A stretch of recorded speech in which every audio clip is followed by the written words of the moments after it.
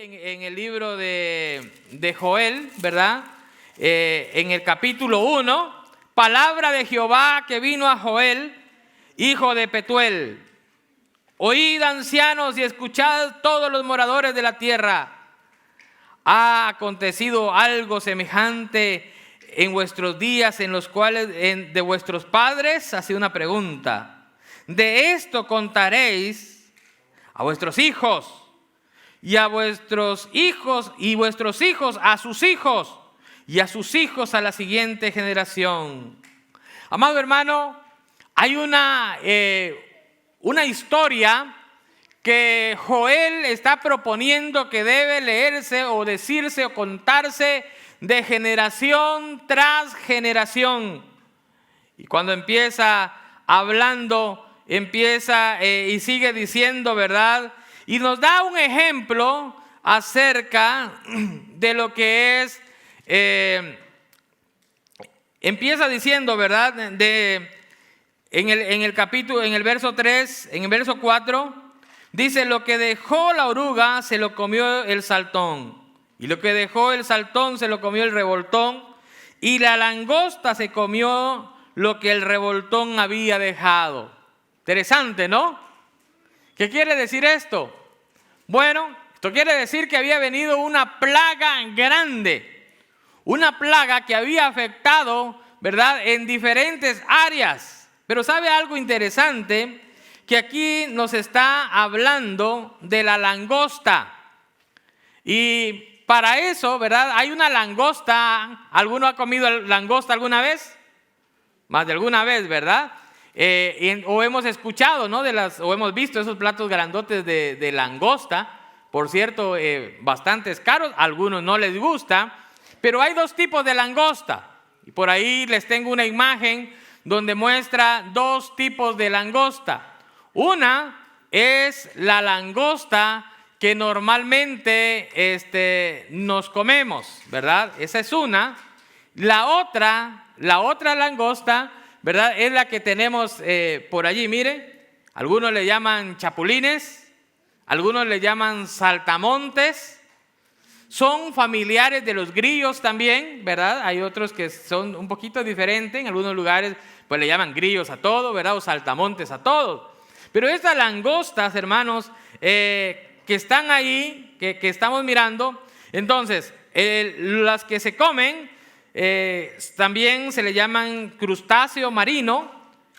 Y la otra, hermano, la que se come, ¿verdad?, se pone roja cuando se cocina.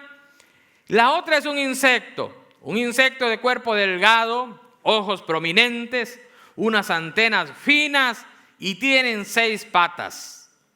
Entonces, estos animalitos son una plaga, ¿no? Hay veces, no sé si ustedes recuerdan, muchas veces en las noticias han salido acerca de cómo esta plaga ha afectado en lugares en Centroamérica, Suramérica, creo que también en México ha afectado, y en muchos países estas plagas afectan.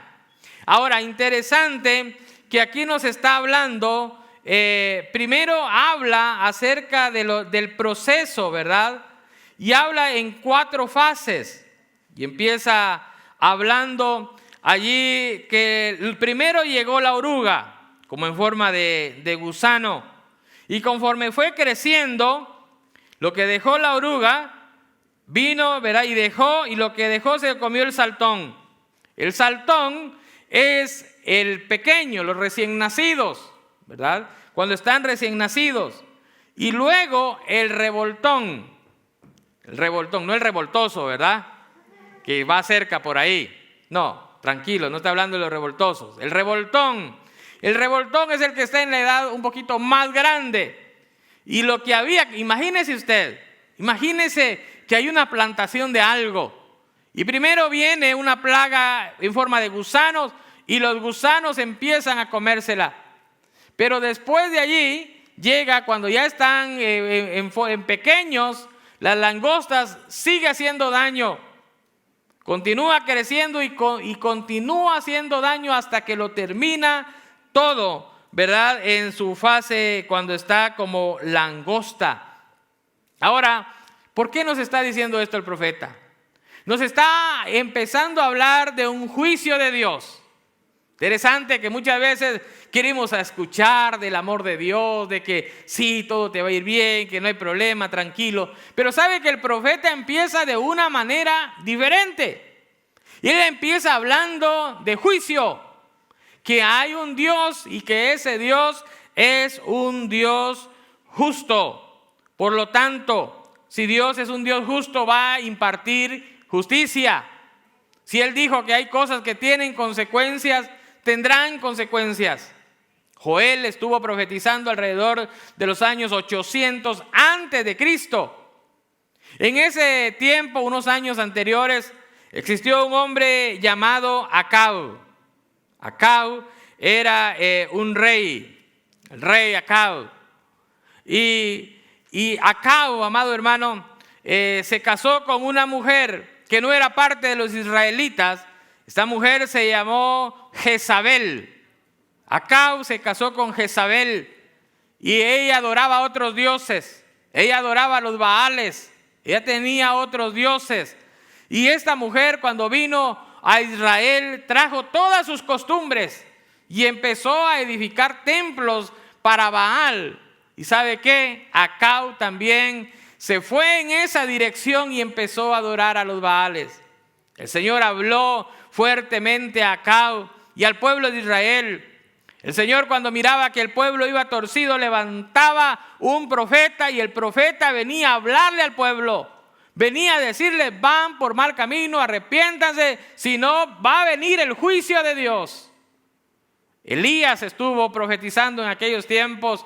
Elías y también Eliseo estuvieron profetizando en aquellos tiempos. Amado hermano, pero no hicieron caso. Es más, le dijo Elías: no va a llover por 3 años, ¿se acuerda? Y no llovió por 3 años, con el fin que ellos enderezaran el camino y dejaran de servir a esos dioses. Pero ¿sabe qué? No hicieron caso. Entonces viene el juicio de Dios. Y viene y Elías le profetiza y le dice: mira, ¿sabes qué? Toda tu familia se va a terminar. Dios va a terminar con todos, incluyendo hasta tu descendencia. Y bueno, él lo tomó en poco, siguieron de la misma manera. ¿Sabe que ahí es donde podemos ver que se cumple lo que el Señor nos está enseñando? Que el juicio va a venir por medio de una plaga y va a empezar hasta que termine todo. Yo lo puedo ver como ejemplo en la vida de Acab. Acab fue a una guerra y allí en esa guerra lo mataron. ¿Sabe que después de eso, entonces su hijo surgió, vino a liderar el pueblo de Israel como rey? Y también se quedó la mamá, Jezabel, la esposa, ¿verdad? Entonces, hermanos, en medio de todo eso, ellos siguieron por el camino torcido. Y ahora viene y se levanta un valiente. Se levanta alguien que había escuchado la profecía que le había dado Elías. Y empieza y viene a hacer justicia. El hijo de Acab también fue muerto. Lo mató Jehú, el personaje que se levantó para hacer justicia. Después de eso llega al palacio, allá donde estaba Jezabel. Jezabel estaba mirándolo por una ventana, ¿verdad? Y cuando mira a los que estaban ahí arriba, les dice Jehú a los sirvientes de Jezabel: si ustedes están con nosotros, Jehú llevaba un ejército, tiren a esa mujer de la ventana. ¿Y sabe qué pasó? Ellos agarraron a Jezabel, que era la reina, y la tiraron por la ventana del palacio. La mujer cayó abajo. La profecía decía que, ¿verdad?, que los perros se los iban a comer. ¿Sabe usted que cuando cae de ahí muere y habían perros y se comieron a Jezabel los perros? Amado hermano, cuando el pueblo no se encaminaba, estaban bajo la ley y el Señor traía juicio inmediato. Después de eso quedaban 70 hijos de Acab. Imagínense usted. Quedaban 70 hijos de Acab. Había todavía de dónde agarrar otro rey. Y Jehú mandó, ¿verdad? Dijo, bueno, para cumplir la profecía se tienen que acabar todos.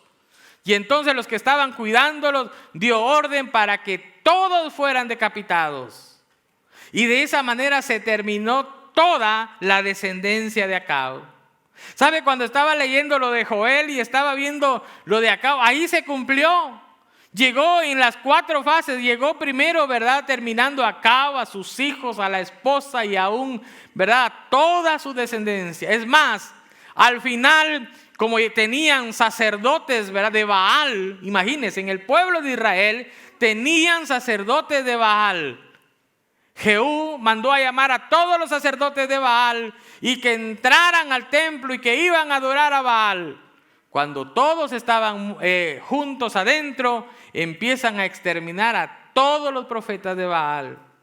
Amado hermano, cuando llega el juicio de Dios, llega completo. Ahora, interesante que en medio de todo hay un mensaje de esperanza.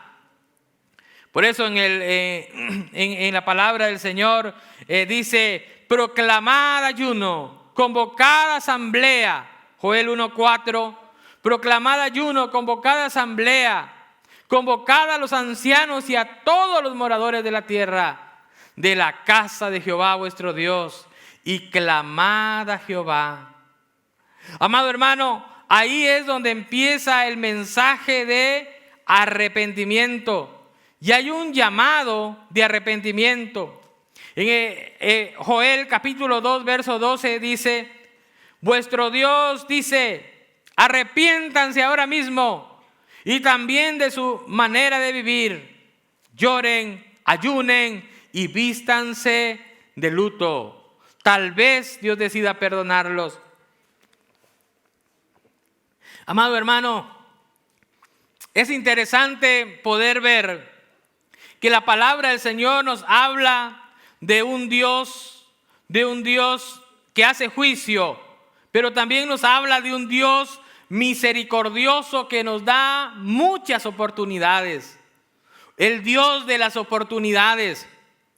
Dios le dio a Acab muchas oportunidades y él no aceptó ninguna oportunidad que le dio. ¿Sabe? En la Biblia hay otra interesante historia que también excelente para contarle a los niños.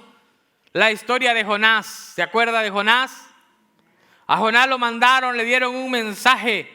Pero yo lo que quiero es enfocarme en el pueblo de Nínive. Los de Nínive, los ninivitas, estaban haciendo cosas malas. Se habían desviado del camino. Y ahora el mensaje era que iban a ser destruidos. Es más, no les estaban diciendo arrepiéntanse porque van a ser destruidos. Le estaban diciendo van a ser destruidos. Pero ¿sabe qué? Ellos actuaron y se arrepintieron. Quizás ellos habían escuchado que Jehová también era un Dios de oportunidades. Y ellos proclamaron ayuno, vinieron en una acción de arrepentimiento, le pidieron perdón a Dios. ¿Y sabe qué? Dios los perdonó y les dio una segunda oportunidad. En la Biblia encontramos tantas oportunidades que Dios le ha dado al ser humano. ¿A cuántos el Señor les ha dado una segunda oportunidad? Amén. Amado hermano, el Señor es un Dios de oportunidades. Y eso es lo que nosotros nos debemos de enfocar. Y Dios promete que habrá una segunda oportunidad. Y eso es lo que dice la palabra del Señor, amados hermanos. Podemos ver la manera en que Dios nos habla. En Joel 2:25, la palabra del Señor nos dice, mire, el Señor dice, les devolveré lo que perdieron a causa del pulgón, el saltón y la langosta y la oruga. Fui yo quien envió ese gran ejército destructor en contra de ustedes. Volverán a tener toda la comida que deseen y alabarán al Señor su Dios, que hace esos milagros para ustedes. Nunca más mi pueblo será avergonzado. Entonces, después de hacer todas estas cosas, mire hermano, hay promesas de restauración, hay promesas de restitución. cuando nos arrepentimos, cuando buscamos al Señor con todo nuestro corazón, cuando llegamos al Señor, amados hermanos, con una actitud de arrepentimiento, cuando confesamos nuestros pecados. La palabra dice que Él es fiel y justo para perdonar nuestros pecados. Mire, hermanos, quizás esto usted lo había escuchado, el verso 28. El verso 28, la palabra del Señor nos dice de la siguiente manera, del capítulo 2. Entonces, después de hacer todas estas cosas, entonces, después que haya un arrepentimiento en nosotros, después que el Señor perdone nuestros pecados, después que el Señor restaure nuestras vidas, dice, después de estas cosas, el verso 28, derramaré mi espíritu sobre toda carne. En otra versión dice, sobre toda la gente. Sobre sus hijos e hijas profetizarán. Sus ancianos tendrán sueños. Sus jóvenes tendrán visiones. En esos días derramaré mi espíritu aún sobre los sirvientes, hombres y mujeres por igual. Amados hermanos, el Señor promete restauración sin acepción de persona. Nadie se queda afuera. Había una promesa y ese texto, ¿verdad? Muy famoso. Ese texto es el que usa Pedro cuando el derramamiento del Espíritu en el Pentecostés. Había una promesa. Amado hermano, Dios es fiel a sus promesas. ¿Cuánto lo creen? Él cumple sus promesas. Si Él lo ha dicho, Él lo hará. Que Él derramará su espíritu sobre toda carne, sobre toda persona. ¿En cuántos ha derramado el Señor su espíritu? Amado hermano, esa es la promesa. Pero para eso debe de haber un proceso. Usted y yo necesitamos pasar un proceso. Es el proceso de restauración. Es el proceso de ver nuestras vidas delante de Dios. Amado hermano, muchas veces cuando somos confrontados, ¿qué es lo que hacemos? Enojarnos, ¿no es cierto? ¿Y ahora por qué? El pastor a mí me estaba tirando todo el mensaje. Todo. Qué afortunado, ¿no? Amado hermano, es tiempo de levantarnos, es tiempo de que nuestro corazón sea restaurado. Ese es el propósito de Dios. Dios nos da a conocer que hay un juicio y es más, la Biblia lo dice, que todos, ¿verdad? Vamos a compadecer delante del Señor. Hay una historia que debemos de comentarle a nuestros hijos. Hay una historia que debemos hablarles. Pero ¿sabe qué? Debe ser la historia verdadera. La Biblia dice en Romanos capítulo 2, verso 6, Él juzgará a cada uno según lo que haya hecho. Dará vida eterna a los que siguen haciendo el bien, pues de esa manera demuestran que buscan la gloria, el honor y la inmortalidad que Dios ofrece. Pero derramará su ira y enojo sobre los que viven para sí mismos, los que se niegan a obedecer la verdad y en cambio viven entregados a la maldad. Habrá aflicción y angustia para todos los que siguen haciendo lo malo, para los judíos primero, también para los gentiles. Pero habrá gloria, honra y paz de parte de Dios para todos los que hacen lo bueno, para los judíos, también para los gentiles, pues Dios no muestra favoritismo. Amado hermano, dice la palabra que el Señor que dará gloria, honra y paz. Para aquellos hermanos cuando buscamos al Señor, cuando buscamos cumplir lo que el Señor nos ha demandado, ¿de qué manera queremos vivir? Joel le presenta las dos cosas al pueblo de Israel. Por un lado le está diciendo, miren, hay juicio. Si ustedes no enderezan su camino, hay juicio que puede venir sobre nosotros. Pero por otra manera, si nos arrepentimos y cambiamos nuestro rumbo, el Señor puede cambiar, ¿verdad?, el futuro. Los cambios. Dice que el Señor quiere traer paz. Tiene pensamientos de bien y no de mal para cada uno de nosotros. El derramamiento del Espíritu Santo era una promesa que estaba desde allí, desde el Antiguo Testamento. Se cumple en el Nuevo Testamento. Pero ¿sabe algo interesante? Se cumplió cuando hubo un grupo de personas que decidió someterse al señorío de Cristo, que decidió seguir a Cristo, que decidió ser obediente. Jesús les dijo: quédense aquí hasta que venga el Espíritu Santo, no se vayan de aquí. Ellos se quedaron allí creyendo, ellos se quedaron adorando, ellos se quedaron buscando de la presencia del Señor. Amado hermano, esa promesa sigue vigente hasta el día de hoy.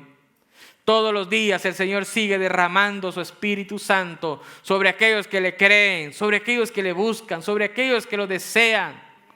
El Señor quiere usar nuestras vidas, amados hermanos, y Él lo hará. ¿Cuántos lo creen?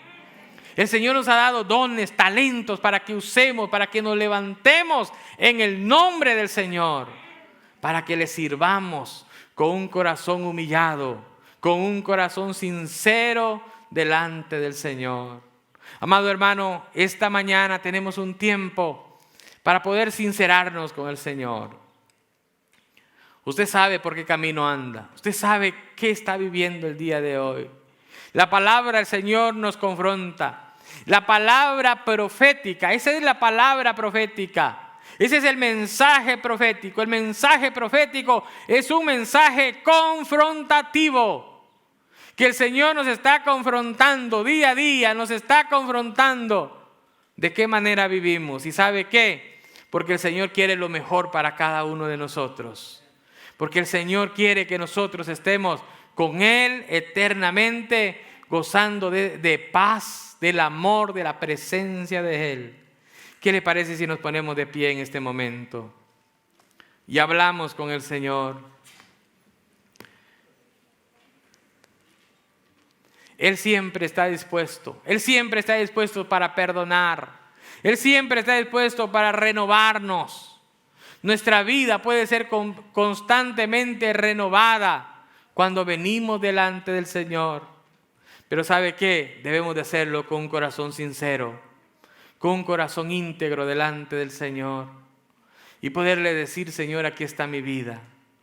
Señor, escudriñame. ¿Qué estoy viviendo? ¿Cuál va a ser mi actitud? Acab lo que hizo fue ver al profeta como su enemigo. Y cuando llegaba el profeta: ya vienes, enemigo mío, ya vienes. Porque llevaba el mensaje confrontativo del Señor. Quizás usted cuando escucha: ya va a hablar. Parece que mi enemigo fuera el pastor. Parece que mi enemigo, porque todo me lo está tirando. Pero sabe que el mensaje profético es un mensaje restaurador. Es un mensaje de oportunidades. Amado hermano, Nínive tuvo la oportunidad. Ellos decidieron cambiar sus vidas. Ellos decidieron obedecer, someterse, humillarse.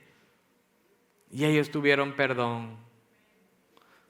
¿Cuál es la actitud suya en esta hora?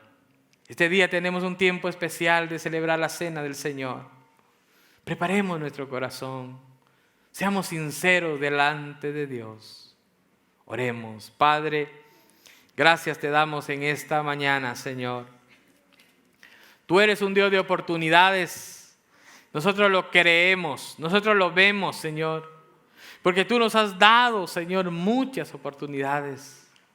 A pesar de nuestras fallas, a pesar de nuestra actitud, Señor, tú eres fiel, tú estás allí, Señor, para con nosotros. Gracias por esta oportunidad. Renuévanos, levántanos, Señor, por medio de tu Espíritu Santo, por medio de la promesa de tu Espíritu Santo, Padre. Que seas tú obrando. Señor, si tenemos pecados para confesarte en esta hora, en esta mañana, te los confesamos nuestros pecados. Tu palabra dice que cuando confesamos nuestros pecados, tú perdonas nuestros pecados. Y esta mañana lo hacemos, Señor. Perdónanos, renuévanos, renueva nuestra mente, renueva, Señor, nuestra visión. Queremos caminar en la dirección correcta. Gracias te damos por perdonarnos. Señor, si hay alguien que te dice: Señor, yo quiero empezar a caminar contigo. Yo quiero tu perdón, yo quiero tu restauración. Seas tú ahí, Señor, perdonando, restaurando, levantando al caído, levantando, dando fuerzas al débil, Señor amado. Señor, ese llamado donde tu palabra, Señor, del profeta Joel decía, aún los novios salgan de su cámara, salgan, Señor, de donde estén y vengan a postrarse delante de Dios. No hay cosa más importante que llegar a tus pies, Señor. No hay cosa más importante que rendirnos delante de ti. Y esta mañana lo hacemos, Señor. Gracias por este tiempo que tenemos, Padre, por esta celebración, Señor, de la Santa Cena. Gracias. Bendice estos elementos, Señor. Los consagramos para celebrar, Señor, para conmemorar, Padre, el sacrificio que hiciste en la cruz del Calvario, por el cual nos diste vida y vida en abundancia. Señor, aquí estamos, Señor. Preparamos nuestro corazón en el nombre de Jesús. Amén y amén.